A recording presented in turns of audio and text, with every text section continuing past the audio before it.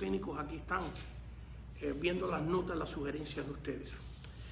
Bueno, una vez más, vamos a orar. Señor, en este momento te pedimos tu bendición sobre nuestra vida y sobre la clase que vamos a dar en esta noche. Y a ti damos la gloria y la honra en el nombre de Cristo Jesús. Amén, amén, amén. El arca de Dios era el santuario que el pueblo de Israel tenía para adorar a Dios. Era un santuario portátil, construido 1500 años antes de Cristo. Y cada vez que el pueblo acampaba, se desarmaba este santuario y lo volvían a armar otra vez todo este tiempo que estaban acampados, y cuando llegaba el momento de andar otra vez lo desarmaban. Y los levitas, ¿quiénes eran los levitas? Hay veces que saltamos muchas explicaciones porque nos desvían y nos llevan en otro rumbo. Hay veces que asumimos que todos los que nos están viendo entienden los términos y lo que decimos, pero no es así. Hay gente que nos están viendo en diferentes países y con diferentes niveles de conocimiento de la Escritura. Los levitas era la familia israelita que estaba comisionada a atender el tabernáculo, el santuario, este santuario portátil que el pueblo de Israel llevaba por 40 años, y aún cuando entraron a la tierra prometida, aún este tabernáculo estuvo en pie por muchos años hasta que se erigió, se levantó un templo, el templo de Salomón. Bueno, dentro de este santuario habían muebles muy sagrados, y cada uno de estos muebles nos enseñan algo, no nos enseñan algo, perdón, permítanme corregir eso. Nos enseñan muchísimo, no algo. Cada uno de estos muebles había un candelabro, miren, así que aquí lo puse aquí, miren. Le falta todavía piezas, pero por lo menos es la idea del candelabro con los 7 brazos. Eso yo creo que en las próximas clases estaremos hablando el simbolismo del candelabro, pero aquí lo vamos a poner por ahora. Hoy vamos a hablar del mueble más sagrado, el arca. Ya dimos como 5 clases acerca del arca, su construcción, quién la construyó. Todas estas clases ustedes las pueden conseguir en YouTube. Creo que la información sale acá en el video que usted está viendo. La información sale de cómo usted puede ir a ver esas clases en Google, en YouTube. Y dentro este santuario estaba dividido básicamente en tres lugares. Una parte, la más sagrada de todas, se llamaba el lugar santísimo. La otra parte se llamaba el lugar santo, y la otra parte era el patio o el atrio. Todo esto era el tabernáculo.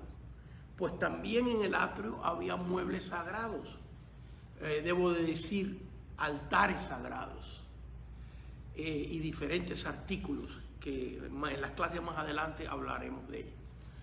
Pero para no salirnos mucho del tema, estaremos hablando hoy del lugar santísimo, y dentro del lugar santísimo solamente había un mueble llamado el arca del pacto o el arca del testimonio. Y dentro de esta arca habían 3 cosas solamente.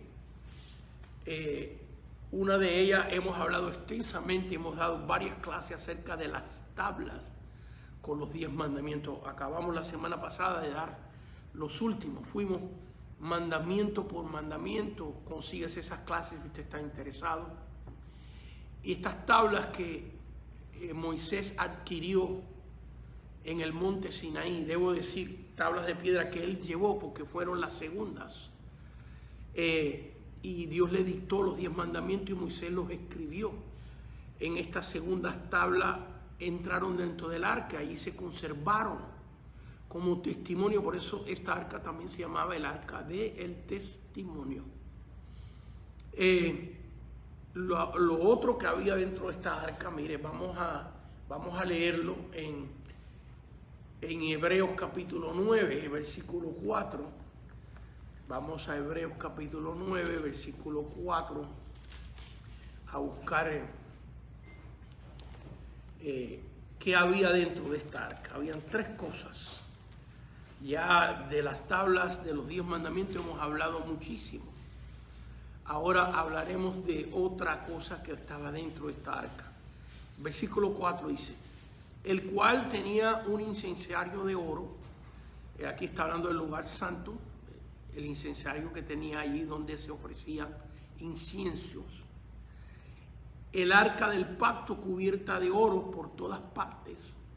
Esta es la caja. No me gusta llamarla caja porque la Biblia no le llama caja, pero por cuestiones de aclarar, porque por ejemplo el barco que construyó Noé también se le llama arca. Entonces alguien puede tener un entendimiento, una visión mental, que el arca que estaba en el lugar santísimo era algo grande, pero era una caja, perdonen por la palabra, porque es el artículo más sagrado que había en este santuario portátil. Y era más o menos como esta mesa, la medida de esta mesa, como casi unos 4 pies de largo, 2 pies y medio, un poco más de ancho y de la misma altura. Tenía una tapa llamada el propiciatorio, que era de oro puro, y dentro de esta arca estaban las tablas que hemos dicho, y aquí en Hebreos capítulo 9, versículo 4 nos describe lo que había dentro de esta arca, dice, en la cual estaba una urna de oro que contenía el maná. Ahí está la palabra de la clase que vamos a intentar que Dios nos ayude para darla hoy. Maná se escribe M-A-N-A con acento en la última A, maná. La vara de Aarón que reverdeció, no sé si me alcanzará el tiempo para hablar de la vara de Aarón, pero si no, no sería la próxima clase. Una vara seca, un pedazo de madera seco que lo pusieron dentro de este tabernáculo, y Dios hizo el milagro que reverdeciera sin sol, sin agua, sin tierra, un milagro de Dios. Y que esta vara de Aarón representa, explico un poquitito, pues en caso que no me alcance el tiempo, representa al creyente, a nuestra vida, el milagro de resurrección que hace en nosotros. La palabra que más se usa mucho es regeneración. Cómo Dios regenera nuestra vida. ¿Qué éramos? Sin Cristo, ¿qué éramos? Una vara seca. Eso éramos, una vara seca. ¿Y cómo fue que recuperamos vida? Voy a ser muy breve en esto porque quiero entrar en el maná y la clase de la vara quizás para la próxima clase. ¿Cómo reverdeció nuestra vida? Fíjese que esta vara seca, que era un bastón, era en la cual se apoyaba Aarón. Cada uno de los jefes de las tribus de Israel tomaron su bastón, su vara, le pusieron su nombre y lo pusieron dentro del arca. Y la vara que reverdeciera significaba que esa era la persona que Dios escogía para el sumo sacerdocio. Entonces vemos aquí que la vara que tenía el nombre de Aarón, en una noche, en un día, ese palo seco que pusieron allí, al otro día dice que reverdeció, que salieron ramas, echó flores y dio almendras. Fíjense que esto es algo que no acontece nunca. Usted no puede agarrar una vara de un árbol de almendra y ponerlo en un lado y al otro día reverdecer. No, es imposible. Pero es que eso es lo que Dios quería enseñar. Que la vida de nosotros, que tal parece que no podía encaminarse, que no podía cambiar, que no podía reverdecer en un evento, en el momento que le entregamos nuestra vida a Cristo. ¿Ves? Así como esta vara fuera del tabernáculo no podía reverdecer. Tenía que ser dentro de Cristo, dentro de la obra de Dios, dentro del poder de Dios. Así nuestra vida, que muchos de nosotros luchamos por años y años y años, A ver, de los hermanos que están aquí, ¿cuántos trataron de cambiar su vida por muchos años antes de Cristo? Miren, aquí vemos manos. Vemos manos. Porque todos tratamos de dejar los vicios, todos tratamos de cambiar y fracasamos. Varas secas. Sin embargo, en el momento que invitamos a Cristo a entrar en nuestro corazón, cambió nuestra vida. Empezó una obra de regeneración, una obra de cambio. Eso es lo que significa esta vara seca que reverdeció. Y como ustedes pueden ver, todo en el Antiguo Testamento es un símbolo de la obra de la gracia, de la obra que Cristo iba a hacer por sus méritos logrados en la cruz del Calvario, comprado con su sangre gloriosa. Todo esto tiene tremendo simbolismo. Y bueno, hoy vamos a Éxodo 16 y vamos a ver el maná. Y vamos a ver varios puntos del simbolismo o la tipología del maná. Y según veamos la tipología en el Antiguo Testamento, vamos a ir al Nuevo Testamento para probarla. Cuando estudiamos tipos, déjame explicar lo que significa una tipología. Una tipología es una representación espiritual. Un artículo, un animalito, por ejemplo, la paloma representa el Espíritu Santo. Por ejemplo, acabamos de explicar una tipología con esta vara seca de Aarón que entró dentro del tabernáculo, la pusieron dentro del tabernáculo y reverdeció, un símbolo de nuestra vida seca. Pero ahora en Cristo Jesús es una vida transformada. Y aunque no hemos alcanzado la meta, hacia allá vamos luchando y tratando cada día de lograrla. Bueno, el maná también es un tipo de esta tipología de Dios. Y vamos a empezar a leer un poquitito. Vamos a leer solamente versículos 33 y 34 para empezar. Éxodo 16, 33 y 34. Porque la lectura del maná es extensa, tiene 36 versículos. Entonces vamos a leer algunos salteados y vamos a ir al Nuevo Testamento. Así que tenga sus Biblias listas, sus notas. Esos de ustedes que me están viendo que son parte de la clase y toman la clase por los medios masivos, estamos en la página 168 del libro. Usted puede verla. Y algunos de ustedes, si vieron mi página en Facebook, yo les mandé en adelantado la clase para que ustedes supieran lo que íbamos a hacer. Bueno, el versículo 33 y 34. Y dijo Moisés a Aarón: toma una vasija y pon en ella un gomer, una medida de maná, y ponlo delante de Jehová para que sea guardado para vuestra descendencia. Y Aarón lo puso delante del testimonio, así se le llamaba a esta arca. ¿Por qué? Porque tenía el testimonio adentro. ¿Cuál era el testimonio? Las tablas con los 10 mandamientos que Dios le dio. Es un testimonio. ¿Cuál es el testimonio? La vara que reverdeció, el milagro. ¿Cuál es el testimonio? Este pan que todos los días Dios le mandaba del cielo al pueblo de Israel para alimentarlo en el desierto, porque no podían sembrar, no podían invertir mucho tiempo tampoco en la ganadería, porque iban de camino. Entonces que no podían sembrar, primeramente que en el desierto no nace nada, en este desierto de Sinaí son solamente zarzas y espinos y ese tipo, no se podía cultivar la tierra. Entonces, ¿cómo iban a sobrevivir 40 años? Ellos no sabían al principio que iban a estar 40 años allí, pero 40 años estuvieron. Y por 40 años Dios le mandó este pan del cielo. Y en el capítulo que prosigue, capítulo 17, Dios le mandó agua de una roca que daba agua continuamente. Porque estamos hablando en algunos cálculos mínimos de 1 millón de personas, mínimo. Pero se han calculado, contando mujeres, niños y los demás gentiles que se unió al pueblo de Israel, estamos hablando como de 3.000 personas caminando diariamente.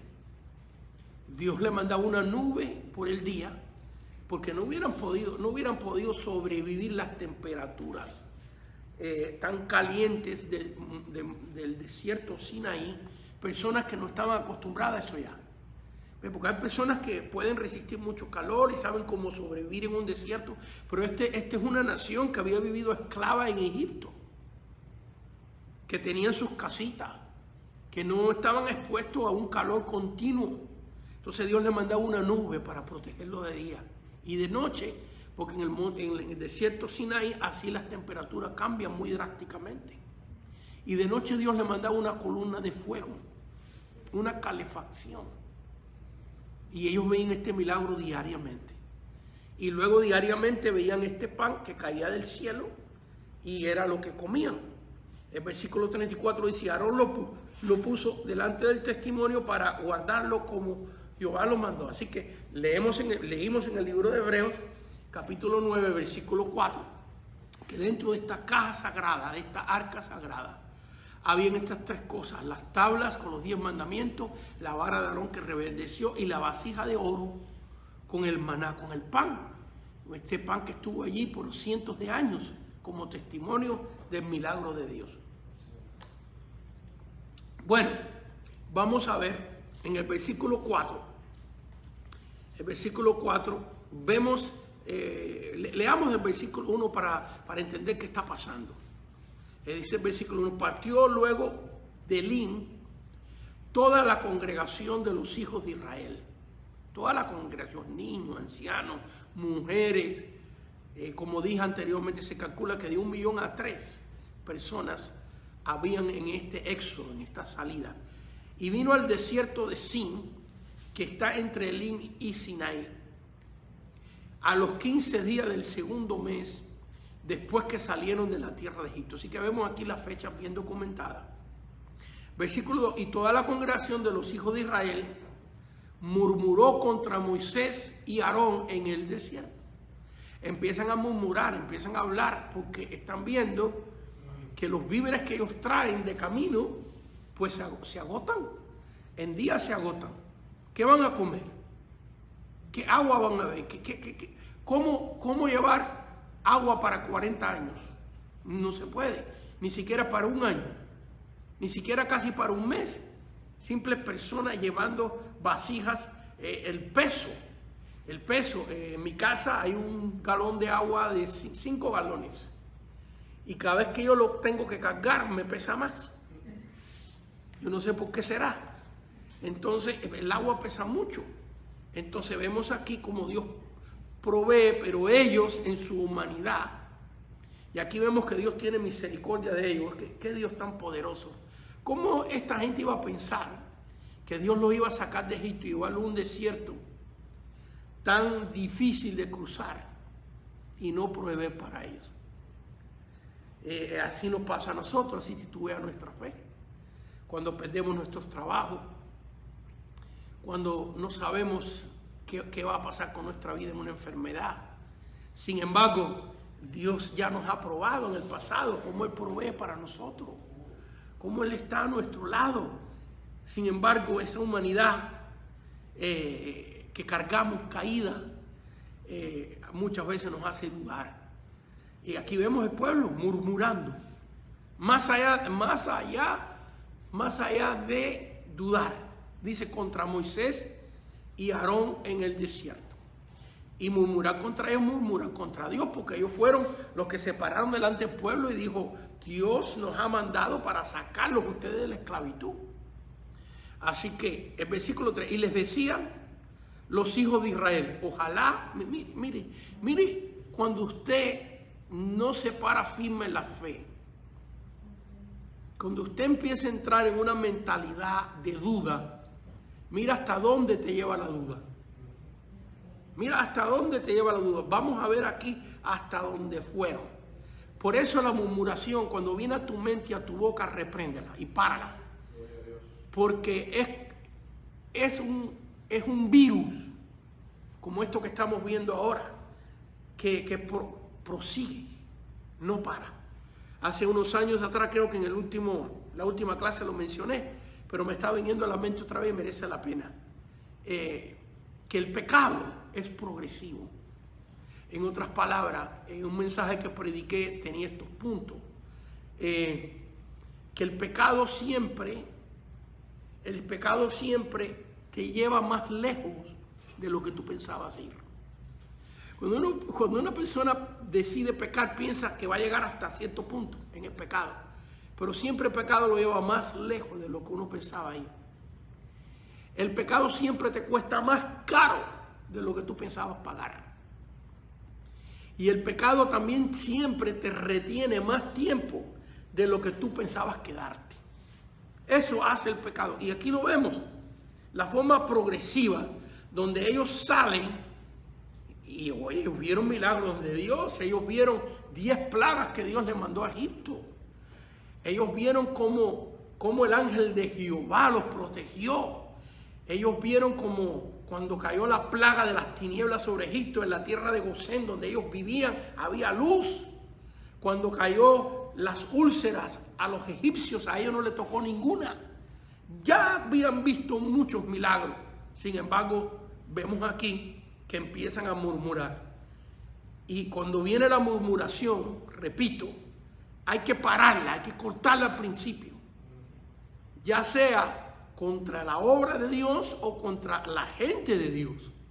Porque eso no se queda ahí, crece. Y mire lo que pasa, mira hasta dónde los llevó. Y les decían los hijos de Israel, ojalá hubiéramos muerto por mano de Jehová en la tierra de Egipto. ¿Qué está diciendo? Ojalá Dios nos hubiera matado. Y mire para acá, fíjense que la cosa no se queda ahí tampoco, sino que sigue creciendo. La mentira, el engaño del diablo, cuando nos sentábamos a las ollas de carne, cuando comíamos pan hasta saciarnos, pues no nos habéis sacado a este desierto, pues nos habéis sacado a este desierto para matarnos de hambre a toda esta multitud. Mentirosos, y eran esclavos.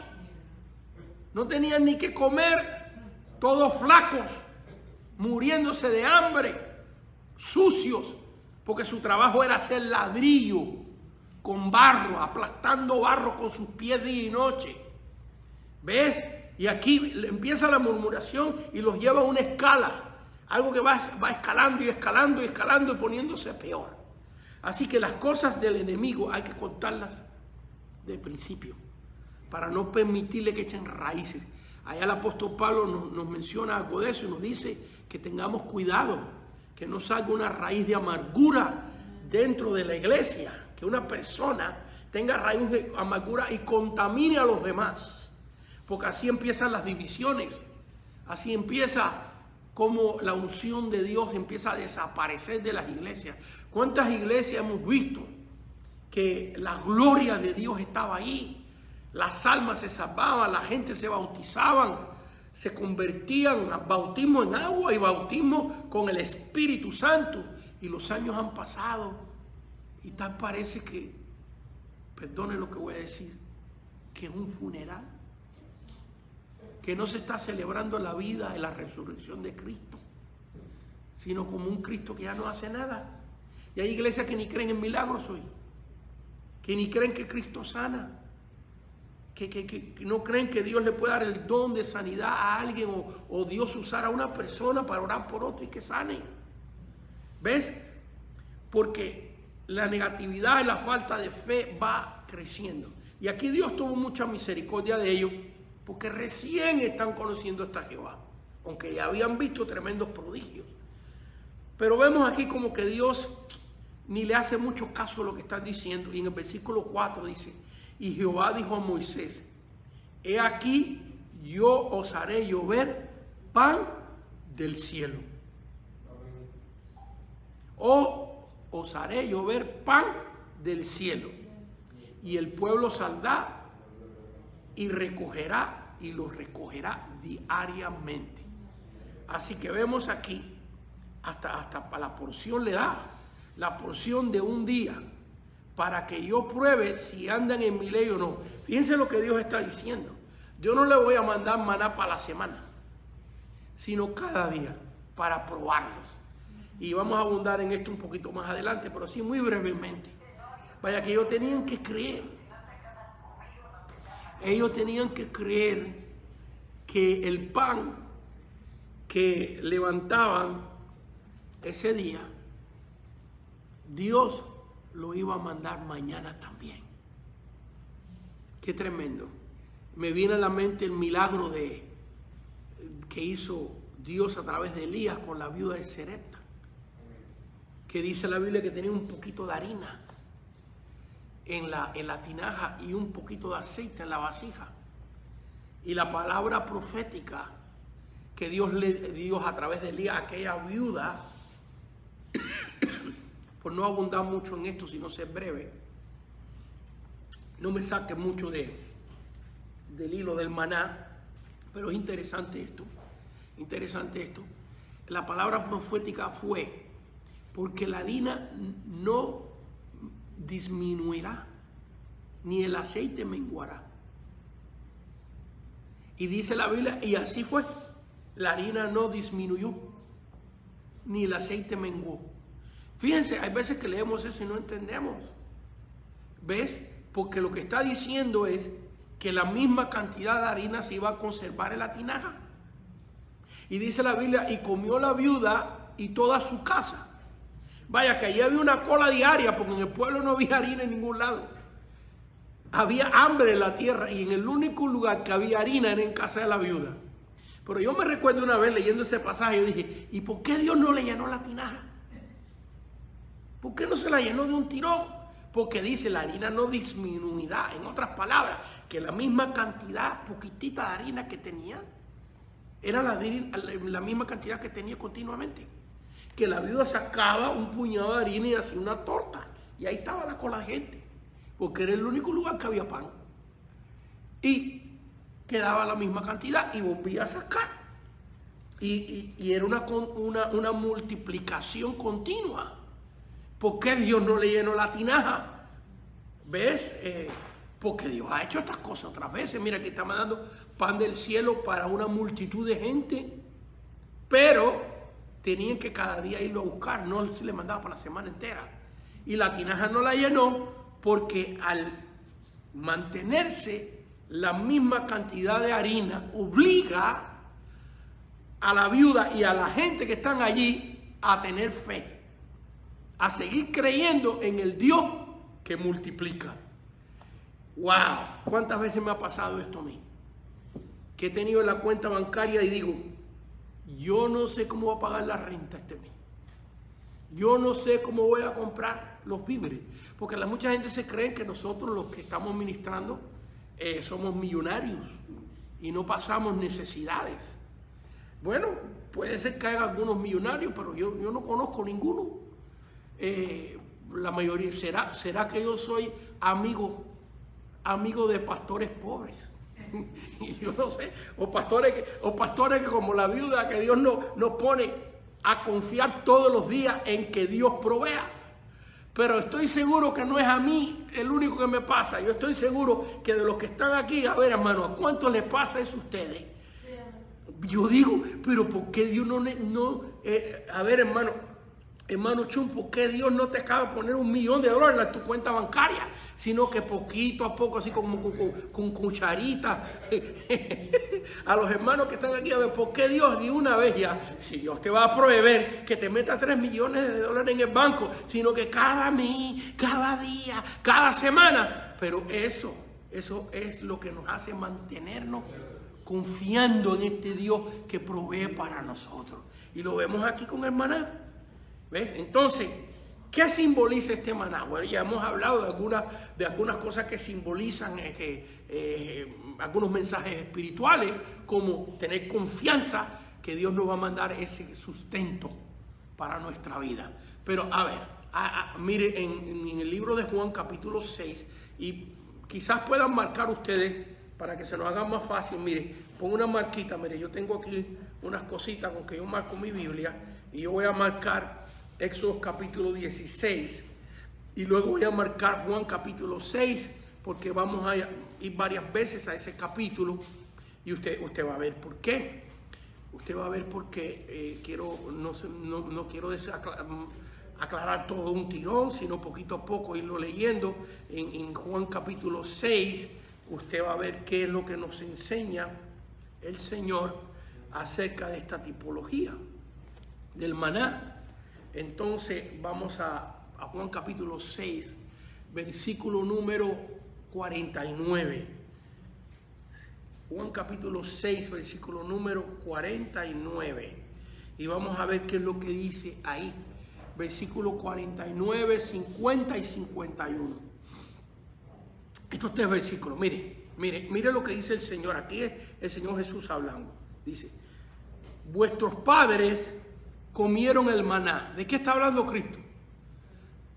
¿De qué está hablando Cristo? Bueno, si usted me contesta, yo no lo puedo oír. Pero me imagino que la respuesta está aquí.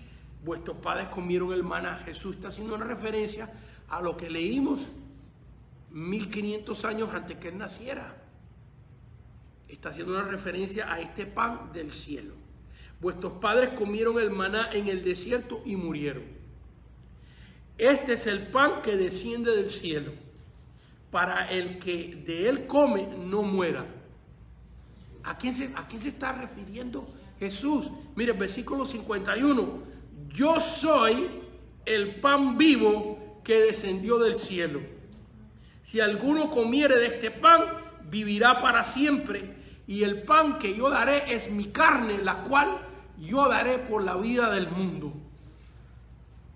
¡Wow! ¿Cómo está esto?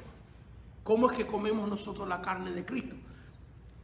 Estos versículos se prestaron en la antigüedad y aún en los días de hoy para mucha contradicción, mucha crítica. ¿Cómo es que vamos a comer la carne de Cristo? Bueno, porque es su carne la que se ofrece en la cruz del Calvario. Es su carne la que es azotada, es su carne la que lleva una corona de espinas, es su carne la que es traspasada con clavos en sus manos y en sus pies y con una lanza en el costado. ¿Y qué hemos creído nosotros? Comemos en fe. Vaya que aquí comer su carne es un símbolo de nuestra fe. ¿Qué es lo que hemos creído? Que ese cuerpo de Cristo que recibió de María, creado por obra y gracia del Espíritu Santo, porque su humanidad viene de María, pero su divinidad viene de Jehová, Dios, Yahweh, Dios Todopoderoso. Pero esa carne que fue sacrificada en la cruz, la comemos en fe. No es que comamos carne, es que comemos lo que hizo esa carne. Derramar su sangre por nosotros los pecadores. ¿No es eso? No es cuando nosotros creemos. ¿Podrá ser una persona salva si no cree que Cristo dio su vida por él? ¿Podrá una persona recibir el Espíritu Santo? ¿Podrá una persona tener vida eterna si cree que Jesús caminó sobre las aguas, que Jesús sanó al ciego, sanó al leproso, habló tremendas palabras, pero no cree que Cristo murió en la cruz por él? Fíjense, ese es el elemento principal de nuestra salvación. Creer que Jesús dio su vida, su carne la entregó por nosotros. Entonces estamos creyendo la obra que hizo Jesús con su cuerpo. ¿Ve? Lo comemos en fe. ¿Ve? Y cuando dice, la cual yo daré por la vida del mundo. Así como aquel maná era un tremendo milagro, y ahora vamos a entrar más en él. Fíjense que es el mismo Cristo que está diciendo, y aquel maná es solamente una tipología, un simbolismo de lo que es mi cuerpo, de lo que yo voy a hacer en la cruz. Así que fíjense como leímos que Dios dijo en Éxodo 16, en el versículo 4, Fíjense la relación tan tremenda. Y Jehová dijo a Moisés, he aquí, yo os haré llover pan del cielo. ¿Y de dónde vino Cristo? Del cielo. Pues del cielo. Él lo dijo, lo vamos a comprobar rapidito en unos minutos. Así que vemos aquí que Jesús está aclarando que Él es el maná, el pan que vino del cielo. Muy bien, ¿qué más? Estoy siguiendo las notas del libro en la página 168, subtítulo 2. Dice aquí que es el maná que descendió del cielo. El maná también, en Éxodo 16:4, el mismo versículo, hay varias ideas ahí. El maná era provisto por Dios, pero había que irlo a buscar, a salirlo a buscar, fíjense. ¿Ve por qué el Señor no se los puso? Si usted, no tenemos tiempo para leer los 36 versículos, pero se los doy de tarea. Fíjense que Dios hacía que este maná lloviera del cielo como una escarcha blanca y que quedaba fuera del campamento. No, el maná no caía dentro de las cazuelas. Así como Dios multiplicó la harina de la viuda, ¿por qué Dios no hizo que apareciera maná en las ollas de las tiendas del pueblo de Israel? ¿Por qué razón cuando se levantaban por la mañana no decían, ay, qué bueno es Dios, mira, tenemos aquí la tinaja llena de maná? Es más, que está cocinada y sazonada todo. Es más, que hasta Dios hizo las tortitas y todo. ¿Usted cree que Dios no puede hacer eso? No lo hizo con Elías, debajo del enebro, que le trajo pan. Ya la tortita cocinada y toda, porque el pan no es una cosa que usted puede agarrar de un árbol. ¿Ves? El pan demanda una elaboración. Hay que sembrar el trigo, hay que cosecharlo, hay que desgranarlo, hay que hacerlo harina, y esa harina tú no te la puedes comer tampoco. Tiene un proceso para que salga el pan. Ve, y Dios le hacía pan a el profeta Elías cuando estaba debajo del enebro. Y Dios hacía que los cuervos le trajeran también carne que comer cuando estuvo en el río Kerib. Así que Dios no tomó Cristo 5 panes y alimentó 5,000 personas. ¿Por qué razón Dios los hace pasar trabajo? Caminar fuera todos los días, a ir a buscar allá el maná. Cada uno tenía que ir con su vasijita, porque fíjense que era un gomer por persona. No era lo que ellos querían. Cada persona le tocaba solamente un gomer. Se me olvidó qué cantidad o qué peso o qué cantidad de sustancia es un gomer. Quizás más, yo no sé si lo podemos averiguar ahora aquí mientras que yo sigo hablando. Eso es lo bueno que tiene Google y todas estas cosas que rápidamente tenemos varios estudiantes a ver quién puede conseguir qué cantidad era un gomer. Bueno, si había 4 personas en la familia, eran 4 gomer. Así que vemos aquí que Dios demandaba que salieran a buscarlo. El maná era provisto por Dios, pero había que ir a buscarlo. Y fíjense que Dios nos mandó a su Hijo, pero Jesucristo no entra automáticamente en el corazón de una persona cuando uno nace. Yo me recuerdo que desde que yo era un niño que tengo uso de razón, 6 años, 5 años, 7 años, no le puedo decir cuándo, pero a mí nadie me llevó a la iglesia, yo oía de Dios, mi abuelita, mi mamá, pero nadie se sentó a enseñarme una Biblia. Yo fui el primero en mi familia que aceptó a Jesucristo como su Señor y Salvador. Toda mi familia era creyente, pero éramos todos católicos, apostólicos, romanos. En aquellos tiempos hasta se prohibía leer la Biblia, te decían no la leas porque te vas a confundir. Fíjate nomás.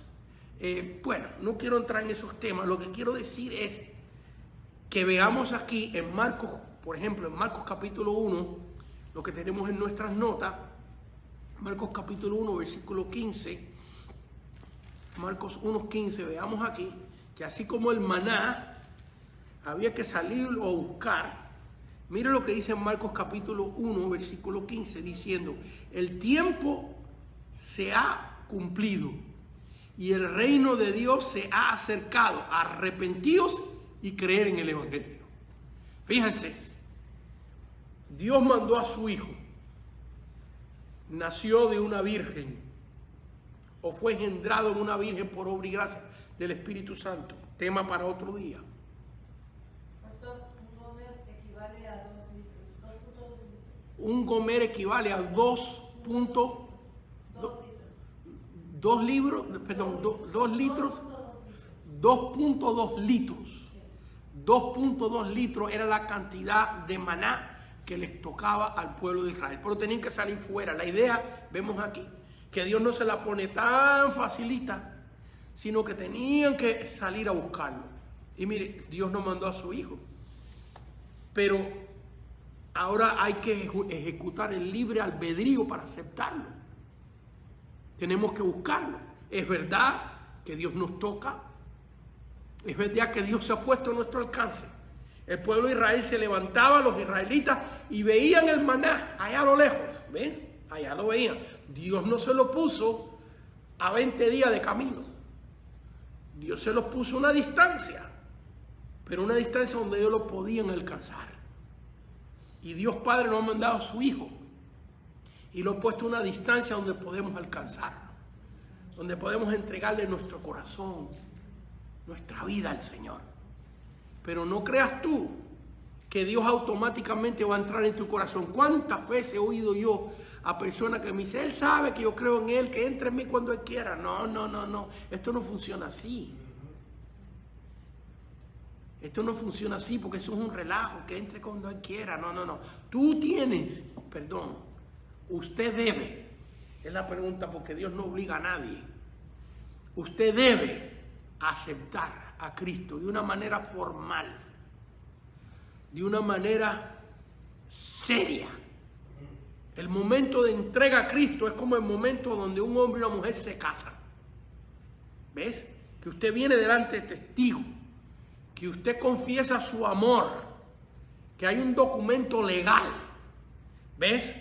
Entonces el momento de entregarle su vida a Cristo es una cosa seria, donde usted dice, Señor Jesús, yo reconozco que soy un pecador y te necesito y te invito. Me tiene que haber una invitación formal, así como usted recibe una invitación para una boda y si usted no tiene esa invitación usted no puede entrar. Bueno, el Señor, Él lo eligió así. Él pudiera haber hecho que nosotros fuéramos robots, sin voluntad, sin elección, pero Dios no quiere que nadie entre a la gloria obligado. Dios no quiere que tú te pases la eternidad con Él obligado. Hay que aceptarlo.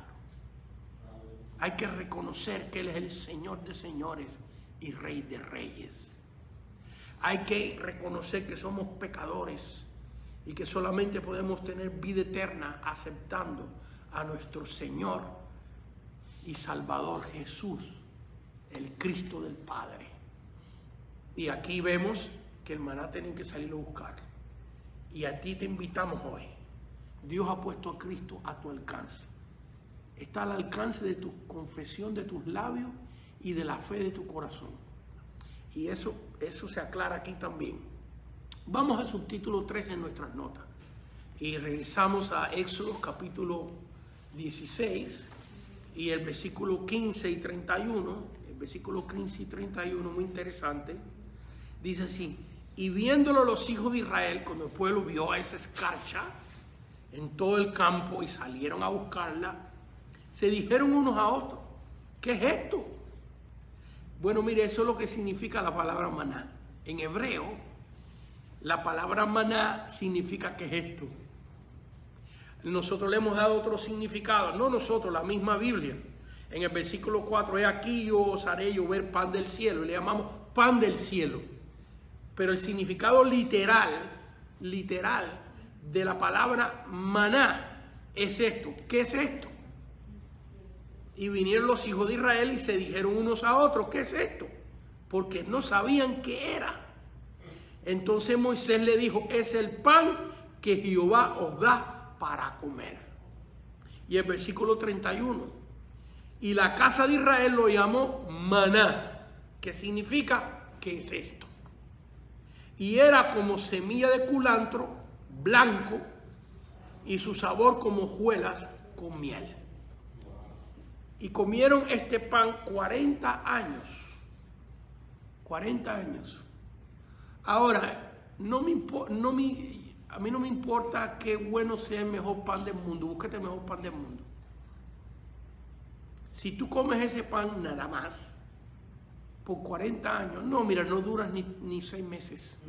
Se te empiezan a caer los dientes, empiezas a tener problemas en la vista, porque por muy bueno que sea ese pan, no tiene todas las vitaminas, los minerales que el cuerpo humano necesita. Así que mire, pero es que este es un pan que viene del cielo. Y este pan era suficiente para alimentar a este pueblo con todas las vitaminas, con todos los minerales que ellos necesitaban. Y hay tremendas milagros y tremendas cosas aquí que podemos decir. Pero bueno, vemos aquí que el pueblo de Israel no lo conocía. Y en Juan capítulo 1, versículo 11, vamos a ver qué pasó con Cristo. ¿Qué pasó con Cristo cuando vino? Cuando se manifestó. ¿Cómo veía el pueblo de Israel al Señor? ¿Cómo lo vio? Fíjense que el pueblo de Israel dice que no conocía este pan. Y Moisés tuvo que aclararle y decirle, este es el pan que Dios os manda para que coman. Y en Juan capítulo 1, versículo 11, a los suyos vino y los suyos no les recibieron. Aquí hay algo muy interesante en este versículo. Porque fíjense, cuando nosotros citamos este versículo, sin pensarlo, a mí me tomó mucho tiempo, fíjense, para entender esto. Porque siempre decimos, a los suyos vino y los suyos no le recibieron, pero no dice eso. Dice a los suyos. A los suyos vino y los suyos no le recibieron. ¿Qué cosa era lo suyo? Su reino, su predicación. ¿Qué cosa era lo suyo? Traer la salvación a los gentiles. Pero principalmente a la casa perdida, a las ovejas perdidas de la casa de Israel, al pueblo israelita. Porque mucha gente hace una diferencia entre lo que es la casa de Israel, que son las 10 tribus del norte, aquí voy a ser muy breve porque si no me voy a extender, y la casa de Judá. Y cuando Jesús en el Nuevo Testamento dice, yo he venido a las ovejas perdidas de la casa de Israel, se van a unos extremos ahí, como que el evangelio de Jesús es solamente para las 10 tribus de Israel que se perdieron por toda parte del mundo. Pero vemos que no. Porque Jesús, aunque nos da una comisión de ir por todo el mundo y predicar el evangelio, los judíos, los de la casa de Judá, también estaban perdidos. ¿Acaso los levitas?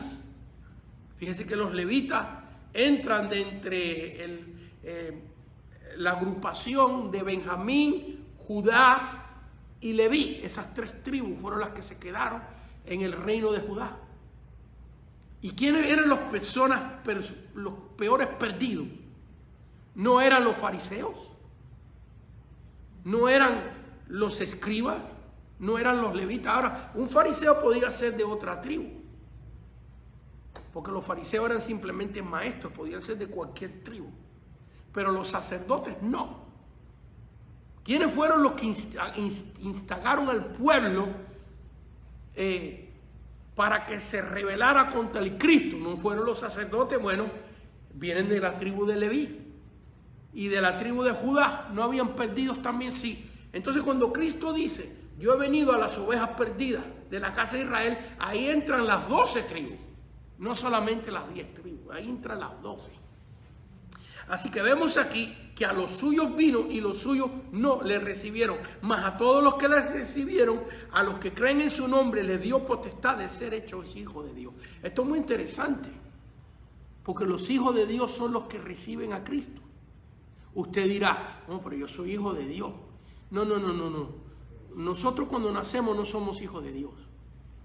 Pero ¿acaso la Biblia nos dice que a imagen de Dios y semejanza nos creó? Ah, sí, somos creación de Dios. Y tenemos un espacio en nuestra vida que se llama el Espíritu.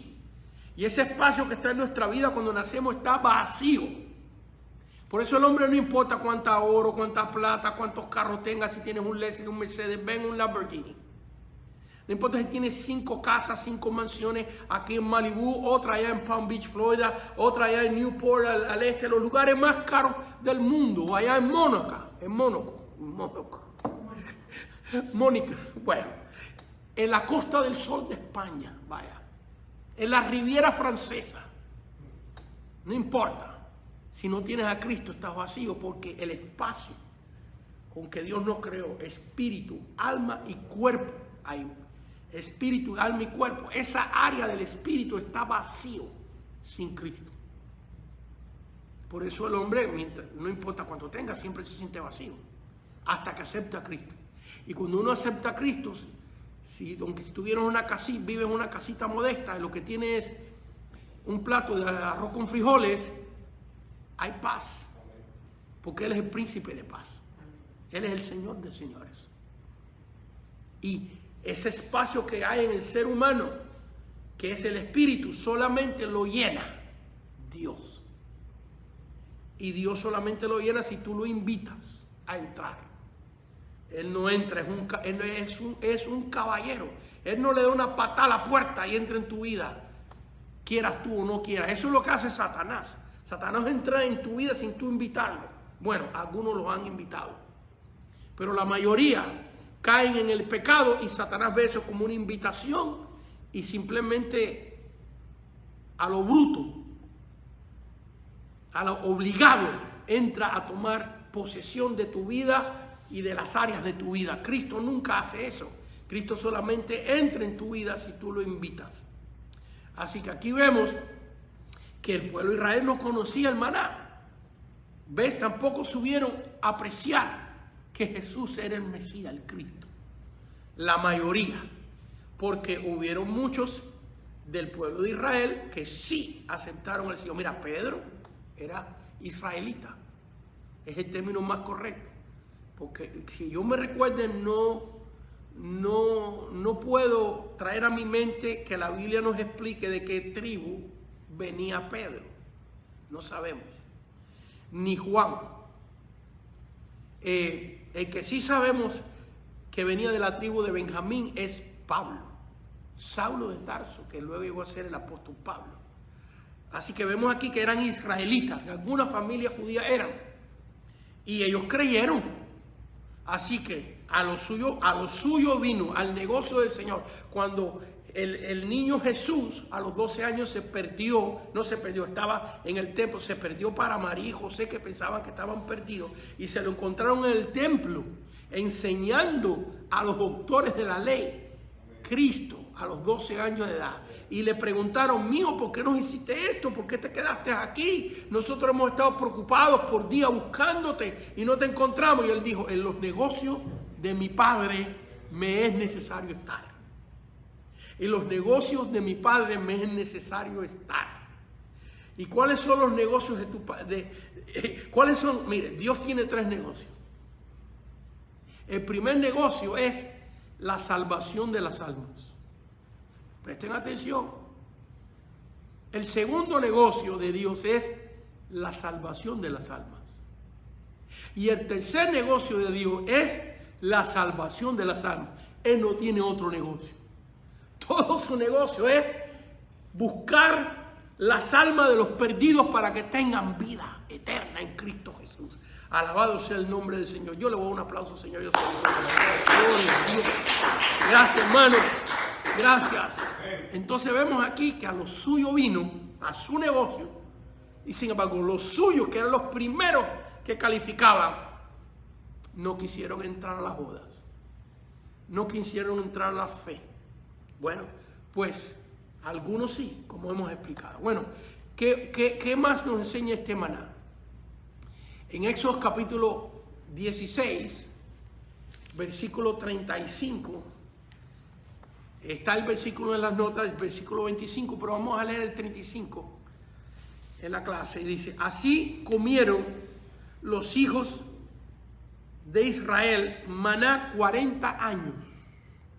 Así que vemos aquí que el maná era para comerlo. Se introducía por la boca. Y usted dirá, bueno, pero eso no es una cosa lógica, eso se cae solito de la mata, ¿verdad? Bueno, pero es que esto también tiene una enseñanza espiritual. Todo en la Biblia es una enseñanza espiritual, hasta las comas, hasta los puntos son una enseñanza espiritual. Punto significa pausa. En otras palabras, hay veces que tienes que tener una pausa en la vida. Tienes que parar y dejar que Dios obre. Le pasó a Moisés. Le pasó a Moisés en el Mar Rojo. Cuando se enfrentaron al Mar Rojo y no sabían cómo lo iba a cruzar, Dios le dice a Moisés, levanta esa vara y divide el mar. Así que hay una pausa. El pueblo que venía marchando tuvo que hacer una pausa y ver cómo Moisés levantaba un palito, una vara, y dividía un mar. Las cosas que Dios hace. Dios tomó algo tan insignificante como una vara para dividir el mar. Y Dios toma algo tan insignificante como nuestra vida para que otros tengan vida eterna. Mire, usted se imagina eso, que había un tiempo en la vida que nosotros no podíamos cambiarnos. Mira que tratamos y no podíamos cambiarnos. Sin embargo, Dios ahora te usa a ti para que cambie tu familia, para que cambien personas cuando tú le hablas de Cristo. Tus palabras cortas, porque ¿qué tipo de fraseología, qué tipo de palabra podrá haber para entrar dentro del alma de una persona y cambiar lo más profundo, las entrañas de un ser humano? No importa qué tipo de léxico tú uses, qué tipo de fraseología, de expresión poética, aunque te leas y te memorices allá las poesías antiguas del profeta Homero, griego, aunque te las memorices esas y muchos otros más, y traigas toda esa fraseología, no tienen poder para cambiar un alma. Solamente el alma lo puede cambiar la palabra de Dios. Y nosotros somos el instrumento de Dios. Pero por nuestra boca sale la palabra de Dios. Nuestra acción y nuestra boca. Pero mire lo que dice el libro de Romanos 10:9. Mire lo que dice Romanos 10:9. ¿Tú quieres tener vida eterna? ¿Tú quieres que Dios te salve? ¿Tú quieres comer el maná? Bueno, mire, aquí Romanos 9, versículo número, Romanos 10, versículo número 9.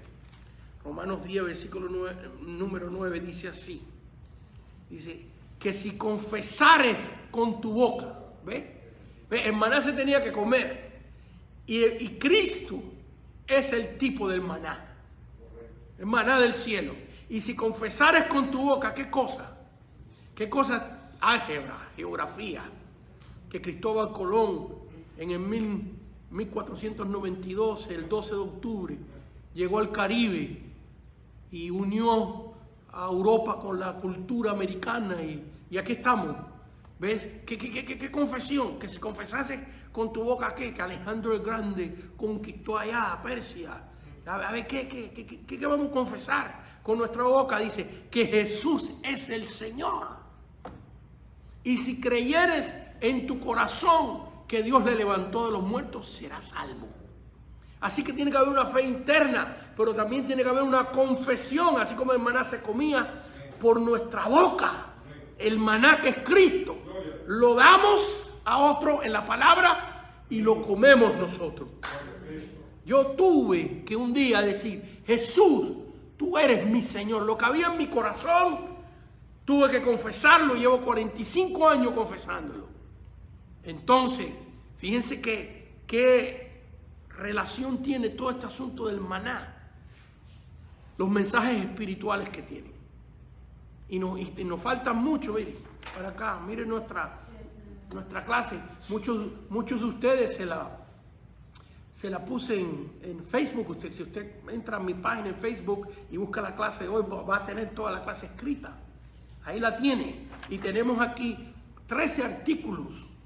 Y hay más que representan a Cristo en el maná. Y ese maná que estaba dentro del arca, ese mueble sagrado dentro de el arca de Dios, dentro del lugar santísimo. Así que vemos acá que cómo se comía, así tenemos que comer por fe. La fe, tenemos que confesar a nuestro Señor.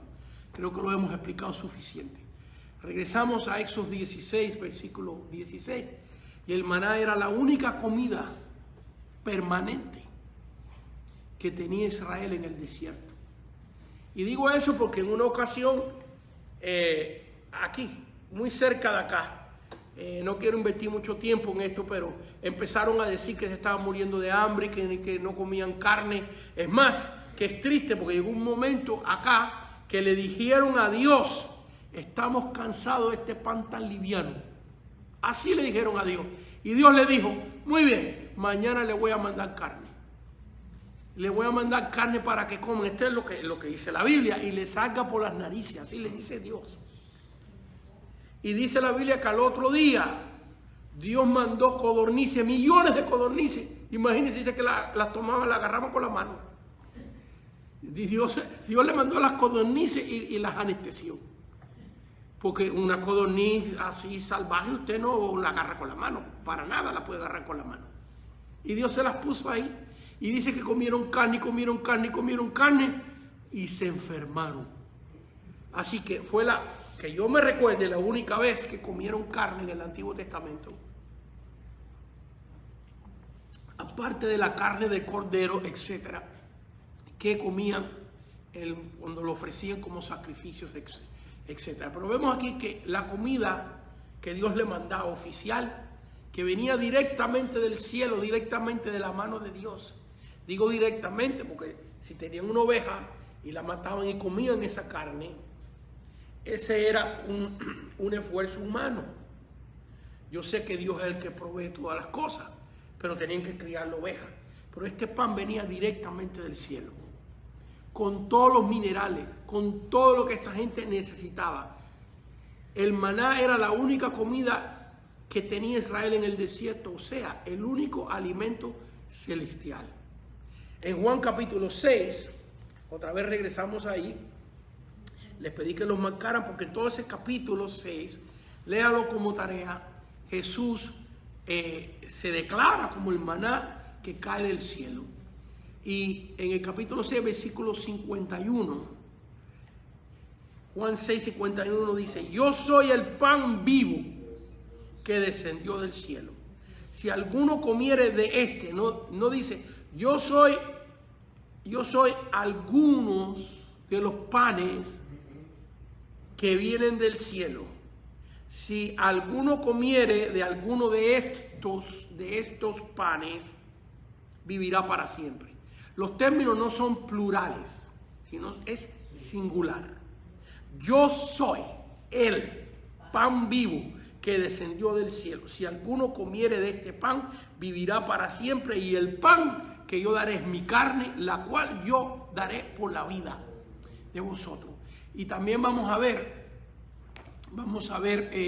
el versículo número 35. Versículo número 35, Juan 6, 35 dice así, de esta manera: Jesús le dijo: yo soy el pan de vida. El que a mí viene nunca tendrá hambre, y el que en mí cree no tendrá sed jamás. ¿Qué nos está diciendo aquí?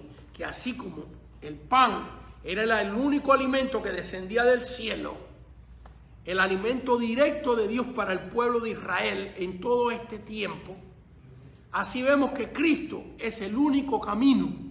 Yo soy el camino singular, la verdad singular y la vida. Cristo es lo único que Dios Padre, y hay que entender esto, que esto no es decisión de la iglesia.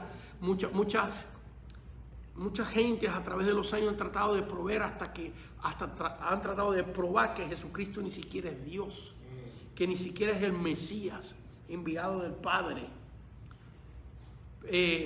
Todo tipo de argumentos han sacado, pero la Biblia nos enseña que esto es una decisión de Dios Padre. Esto no es un invento de la iglesia, ha sido Dios Padre el que decidió que la salvación fuera a través del maná Cristo, el único alimento que Dios manda para la raza humana y para que tengamos salvación. Subtítulo 6, nos regresamos a Éxodo 16, subtítulo 6 en nuestra nota dice, el versículo 21, Éxodo 16, 21, dice así: y lo recogían cada mañana, cada uno según lo que habían de comer, y luego que el sol calentaba, se derretía. Así que vemos aquí que había que alimentarse diariamente del maná. Diariamente había que alimentarse del maná. ¿Y qué relación tiene que ver esto con Cristo? Hechos 5, 42. Hechos capítulo 5, 42. Dice así: y todos los días en el templo y por las casas no cesaban de enseñar y predicar. ¿A quién? A Jesucristo. Y todos los días en el templo, esos son los apóstoles, ya en el libro de los Hechos, y por las casas no cesaban de enseñar y predicar a Jesucristo. Así que predicamos a Cristo aquí en el templo y predicamos a Cristo en las casas. Y lo predicamos en las calles y lo predicamos en todo lugar. Ahora en este asunto de la pandemia, nuestro hermano Johnny Chung todos los domingos tiene iglesia en la casa. Y sale, busque ahí al hermano Johnny Chung los domingos. En la iglesia se llama La Iglesia en su casa. Y tremendo mensaje acá que el Señor manda a través de nuestro hermano. Y vemos aquí que era un alimento, el maná era un alimento diario. Tenía que comerlo todos los días. Y la fe en Cristo y la palabra de Dios es una cosa que tenemos que tener comunión con el Señor diariamente. Es más, que yo tengo comunión con el Señor, no sé cómo va a sonar esto, pero no puedo decir cada instante, pero puedo decir casi cada instante. En el carro yo voy orando. Antes de acostarme a dormir, me duermo meditando en la palabra de Dios. Mire, eso ustedes que tienen insomnio. Les recomiendo esto porque a mí me cuesta mucho trabajo dormirme también. Pero, ¿qué hago yo? Empiezo a meditar en la palabra de Dios. Empiezo a meditar, por ejemplo, en un pasaje bíblico. A tratar de imaginarme a Zaqueo subido en el árbol y Cristo diciéndole que descienda y las palabras que el Señor le dijo a Zaqueo. Trato de meditar en la palabra de Dios y ¿sabe qué? Que me duermo. Yo he tenido personas que se alarman y dicen, ay, pero es que cuando por la noche, si yo me pongo a leer la Biblia, me duermo. Pues qué bueno, hermano. Pues ¿qué usted cree que hace la palabra de Dios? Te trae reposo, te trae paz. ¿Qué te hace una pastilla que te recomienda un doctor para que tú duermas? Pues te reposa los músculos, te tranquiliza los nervios. Pues cuando tú te pones a leer la palabra de Dios, ¿qué es lo que hace? Te trae paz, te trae tranquilidad. Lo más normal es que te quedes dormido. Bueno, eso es de noche, porque hay que tener un tiempo para leer la palabra de Dios donde tú estés claro y despierto para alimentar, porque aquí la Biblia es que el maná tenían que comerlo todos los días. Y nuestro Señor, yo hasta en sueños, no quiero entrar en muchos temas, pero yo en sueño ha venido Satanás a ahogarme. Me ha pasado eso cientos de veces. Estoy hablando en 45 años de servir a Dios, ¿no? Cientos de veces sueños donde Satanás viene a atacarme y me tapa la boca y yo estoy en un lugar que quiero predicar y no puedo predicar porque se me tapa la boca. Y en el sueño le digo que la sangre de Cristo te reprenda, Satanás. Y enseguida veo la liberación de Dios. Aún en sueños Cristo está presente con nosotros, el Espíritu Santo. Así que vemos aquí, voy a leer un par de subtítulos más, nos saltamos hasta el 8, me voy a saltar el 7, pero el número 8, el versículo 20, Éxodo 16, 20, dice así: mas ellos no obedecieron a Moisés, sino que algunos dejaron de ellos para el otro día, y crió gusanos y hedió. Así que vemos aquí que como ellos veían que este pan llegaba todos los días. Algunos de ellos dijeron, no, yo voy a agarrar extra por si acaso mañana no viene. Por si acaso no viene pan y se pudrió. Así que tenían que buscarlo diariamente. ¿Qué nos enseña la palabra de Dios de esto? En Mateo 28, versículos del 18 y 19. Y ya estamos por terminar. Mateo 28, versículos 18 y 19.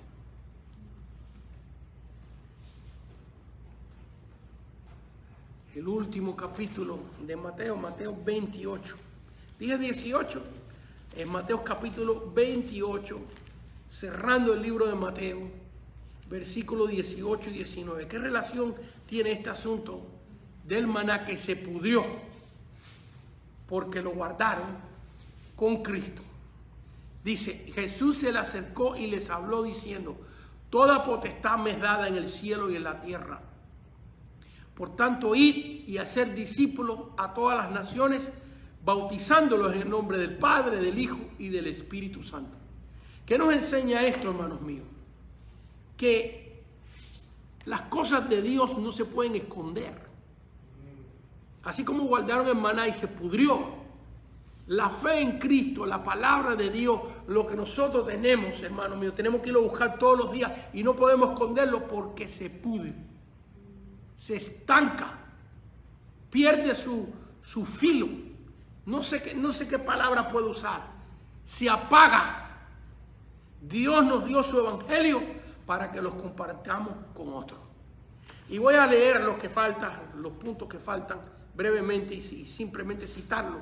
No los voy a leer en la Biblia, los voy a leer en mis notas porque nos quedan unos 6 minutitos y ya quiero terminar. En Éxodo 16, no se podía comer por otro.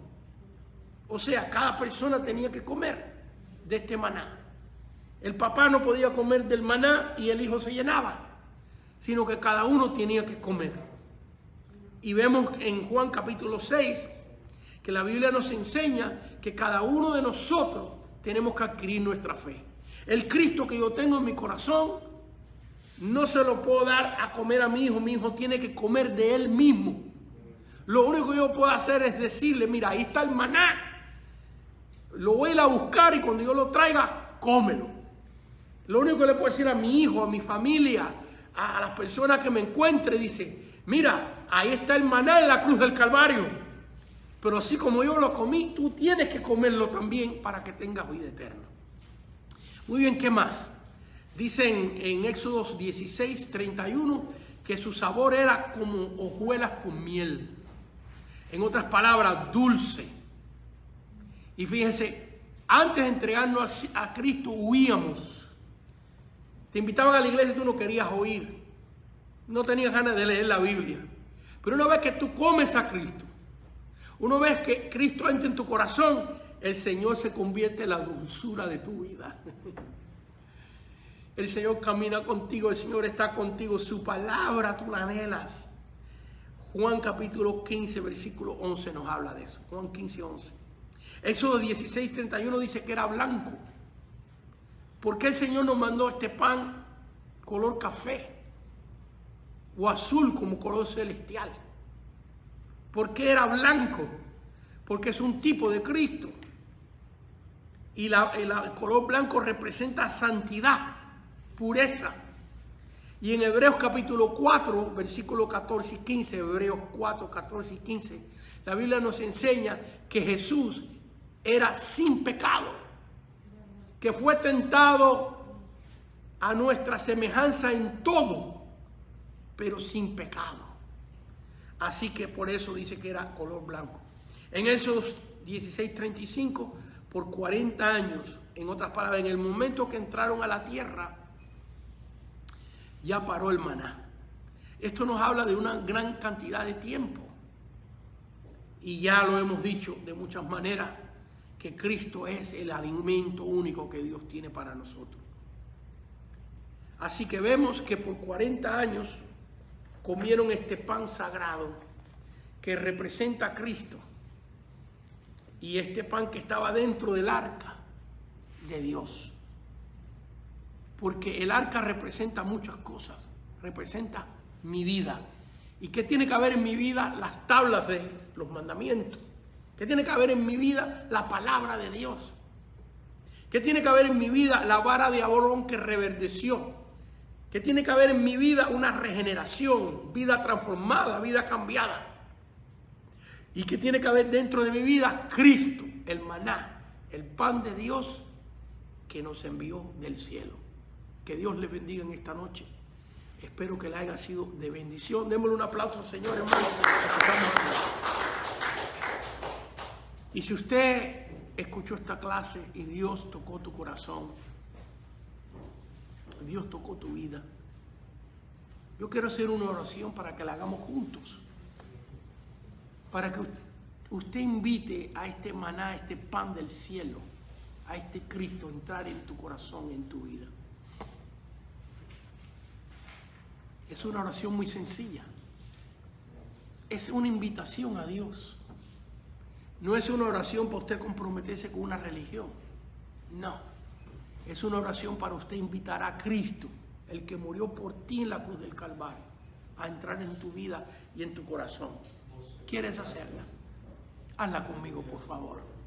Y di así: Señor Jesús, en este momento confieso con mi boca y creo en mi corazón que tú eres el Hijo de Dios. Que tú moriste por mí en la cruz. Señor Jesús, perdona mis muchos pecados. Límpiame con tu sangre, Señor. Entre en mi vida, díselo. Entre en mi corazón y lléname de tu Espíritu Santo. Te confieso como mi Dios y como mi Señor por tu sangre en la cruz del Calvario. Amén, amén y amén.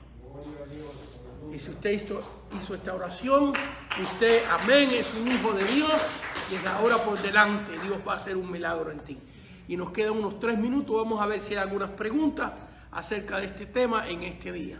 Sí, Eda Lobillo. ¿Cómo? ¿Eva? Eda Luquillo.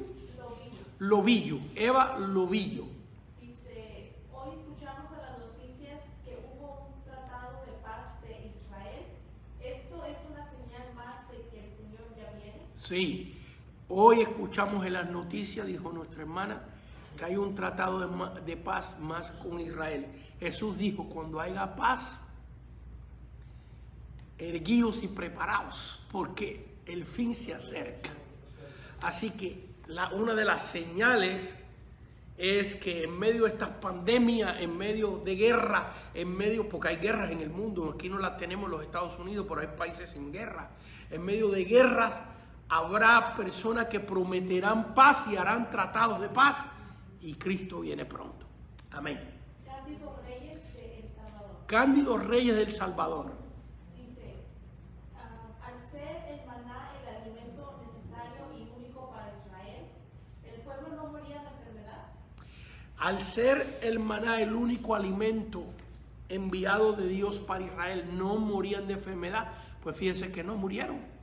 Dice la Biblia que ni siquiera el calzado se le gastó. Dice la Biblia que ni la túnica, la ropa que llevaban tampoco. Así que este maná, hermano, tenía todos los minerales, todos los alimentos necesarios para que ellos se mantuvieran saludables. Los que murieron en el desierto murieron por el juicio de Dios, pero no por falta de alimentación.